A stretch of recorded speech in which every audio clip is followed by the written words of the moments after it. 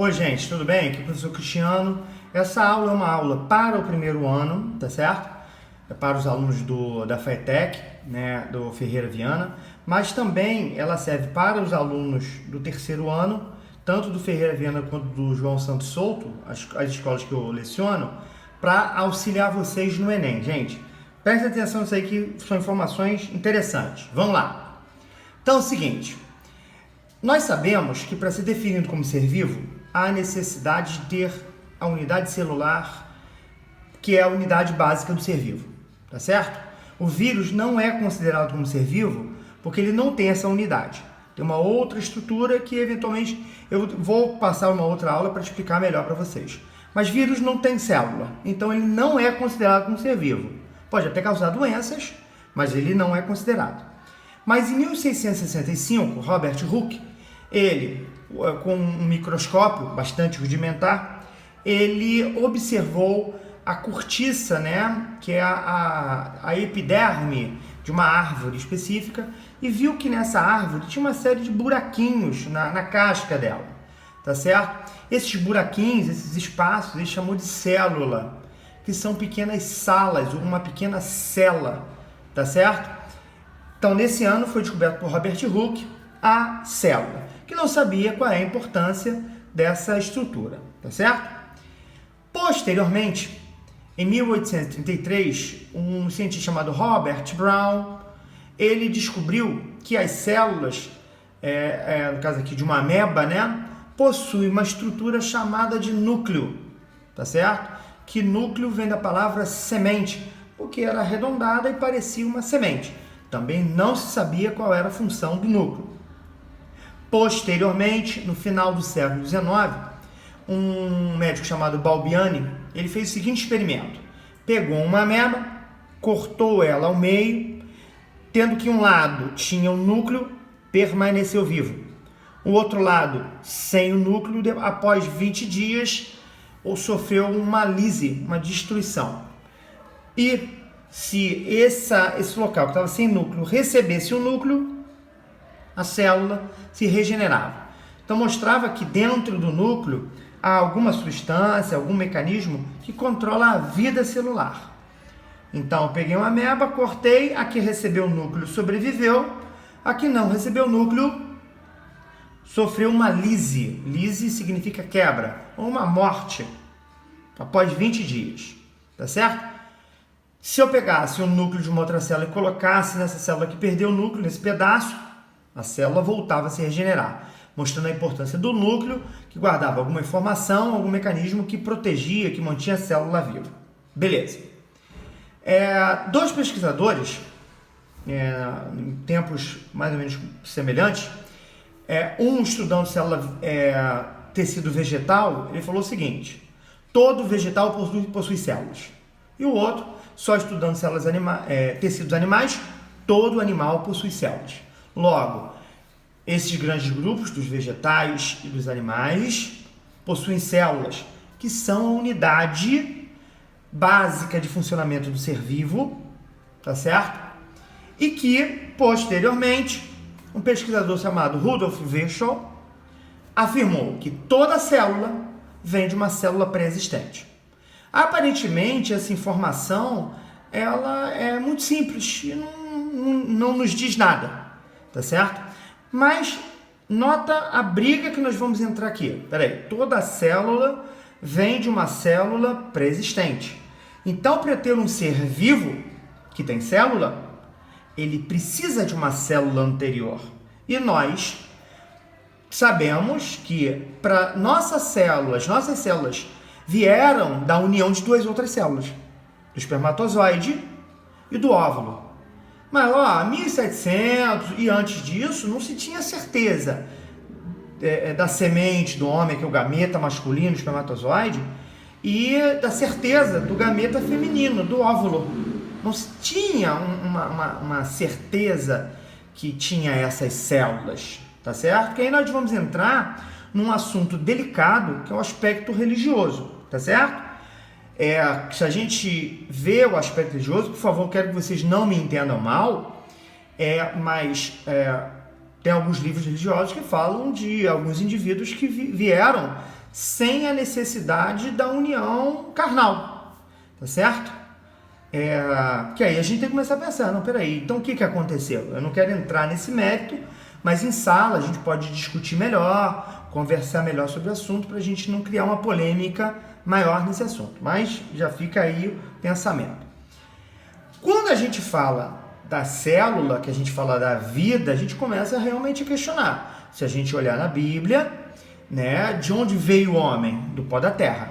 Deus criou o homem à sua imagem e semelhança, tá certo? E veio do pó da terra, tá? E a gente tenta discutir sobre esse assunto, mas eu acho que é inapropriado discutir, mas apenas é uma visão de um aspecto de onde veio a vida, de onde se originou a vida, tá certo? Inclusive, eu vou pedir um trabalho para vocês, que vocês pesquisem sobre as diferentes religiões e como várias religiões têm a explicação de onde veio a vida, tá certo?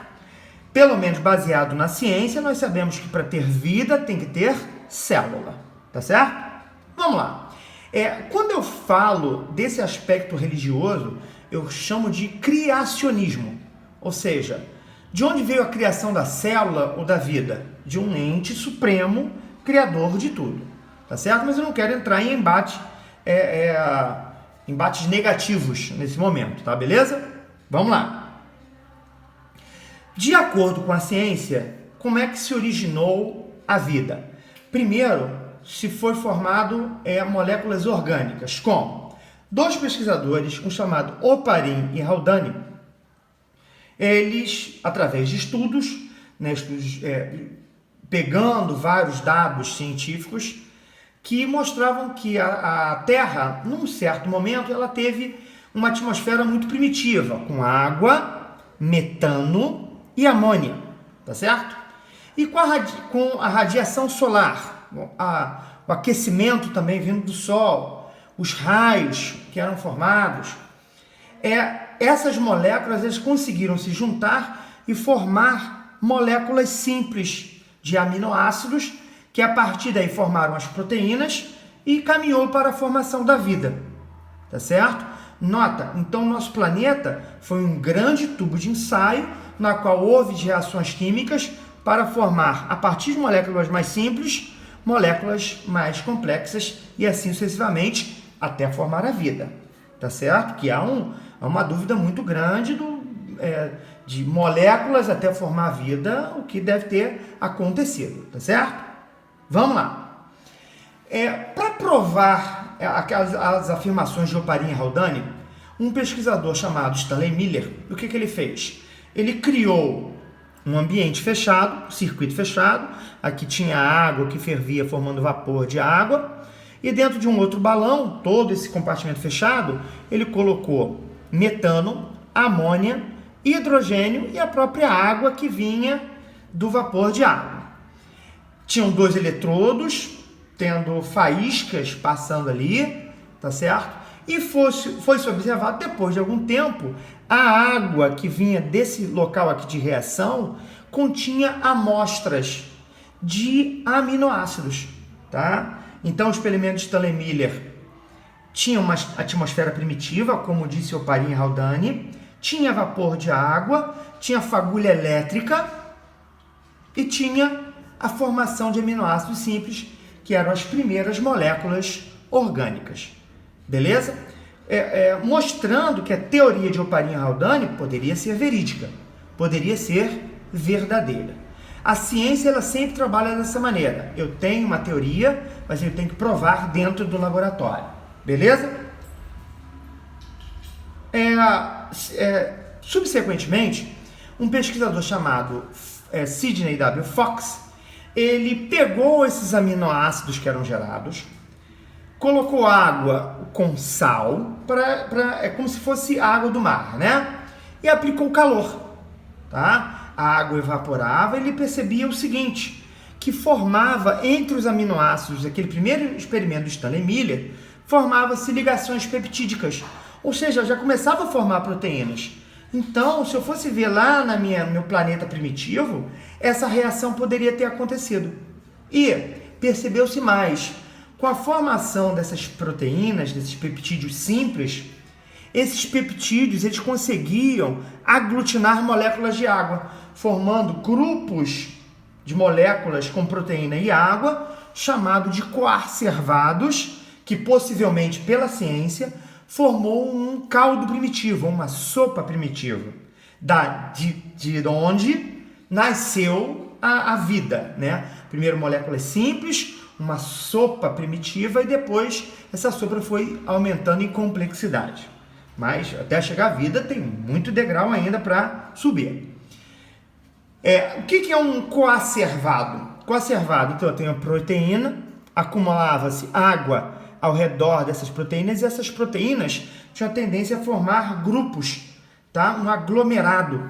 Isso é o que se esperava na teoria, e isso é o que foi encontrado no laboratório, mostrando que essa teoria pode ser viável. A ciência sempre trabalha assim: eu tenho uma teoria e eu tenho que comprovar dentro do laboratório. Foi comprovado que grupos aglomerados de proteínas em meio aquoso tendem a formar esses grupos, esses aglomerados de moléculas. A partir desses aglomerados é que se considera que se originou a vida, tá certo? A partir desses aglomerados proteicos, essas proteínas, inicialmente ao acaso, conseguiam fazer reações químicas, controlar melhor as reações químicas e gerar outras moléculas orgânicas, lipídios, carboidratos, DNA ou RNA. Eu coloco aqui uma interrogação, porque não se sabe quem veio primeiro. E a partir daí é que foi gerado a célula primitiva, né? Com os carboidratos para gerar energia, com as proteínas para gerar reações químicas, com os lipídios para gerar a membrana dessa célula primitiva. Mas nota, isso ainda tem um caminho muito grande a tentar se entender se realmente foi esse caminho, tá certo? Porque o grande lance que bloqueia de como foi gerada essa primeira célula primitiva é o seguinte: precisa de um material genético para guardar a informação. E qual a primeira molécula que deveria ser gerada para guardar as informações? Nós temos o RNA e temos o DNA. E essas duas moléculas, elas guardam informações, tanto que o vírus, o coronavírus, tá? Ele é um vírus de RNA. O RNA é uma molécula de fita simples, ele é formado por nucleotídeos, e esses nucleotídeos são adenina, guanina, citosina e uracila. Enquanto o DNA, que nós utilizamos nas nossas células para guardar informação, é uma fita dupla, tá? Que tem 4 nucleotídeos: adenina, guanina, citosina, timina. Nota, o RNA é uma fita simples, tem nucleotídeos, mas tem como diferença ter o nucleotídeo uracila, enquanto o DNA é uma dupla fita, é mais estável, guarda melhor as informações, tem nucleotídeos adenina, guanina, citosina e no lugar do uracila, timina. Não se sabe exatamente qual foi a primeira molécula. Existem muitas teorias, mas que nenhuma conseguiu ser realmente comprovada em laboratório, que nós podemos discutir melhor em sala de aula, tá, gente? Vamos lá. Existe uma outra teoria de que, na verdade, as moléculas orgânicas, as primeiras células, elas não foram criadas do planeta Terra, mas vieram de cometas, de asteroides, tá certo? Essa teoria é chamada de panspermia, tá? É chamada de panspermia cósmica, ou seja, vindo de meteoros, de cometas que trouxeram as moléculas orgânicas e trouxeram as primeiras células, tá certo? Apesar de ser uma grande viagem, ela também é discutida e também é aceitada. Como o criacionismo, como a teoria de Oparin e Haldane, ela também é uma teoria que deve ser discutida para se entender melhor o que acontece, tá certo? Beleza. Mas vamos pegar um pouquinho a história do nosso planeta em bilhões de anos e tentar entender o que deve ter acontecido, de acordo com a ciência, de acordo com as teorias mais aceitas, tá? O nosso planeta surgiu aproximadamente 4,7 bilhões de anos, tá certo? Até 3 bilhões de anos, ou 3,1 bilhões de anos, a nossa atmosfera é uma atmosfera muito primitiva, tá certo? Contém nitrogênio, amônia, metano, principalmente das reações relacionadas com o movimento do magma, né? Que as moléculas foram se unindo entre elas, se reagindo entre elas e formando essas moléculas.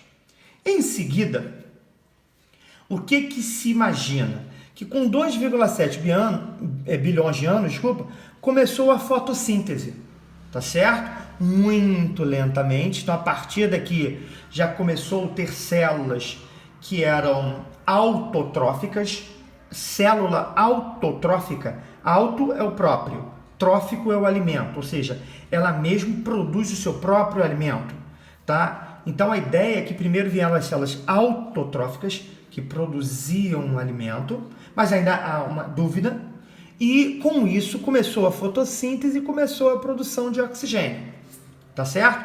Inicialmente uma quantidade muito baixa de oxigênio, mas que com 1,6 bilhões de anos, 1,6 bilhão de anos, houve uma explosão, né? Um aumento maior da produção de oxigênio, tá? E esse oxigênio, ele estimulou a formação da chamada camada de ozônio.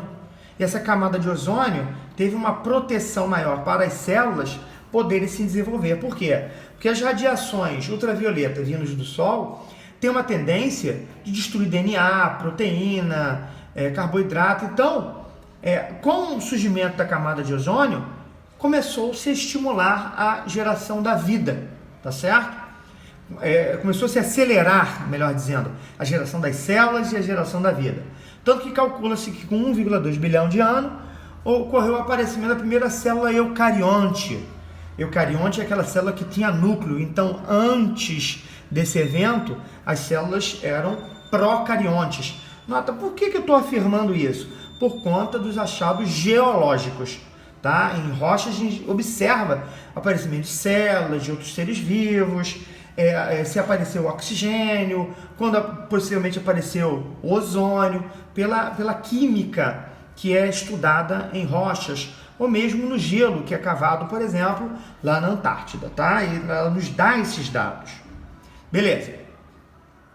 A partir de 1 bilhão de anos, até os dias atuais, houve uma explosão de produção de oxigênio, mudando por completo a nossa atmosfera, onde nós chegamos ao valor máximo 100% da quantidade de oxigênio, e a partir dali houve a origem dos primeiros vertebrados, isso tudo com observação de estudos geológicos.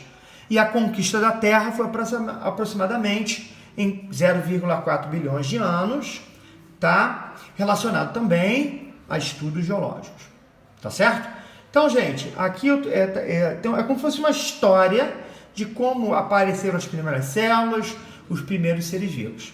Mas, baseado nisso, a afirmação final: todo ser vivo tem como unidade fundamental a célula. Tá bem, gente? Muito obrigado. A gente se encontra depois. Obrigado.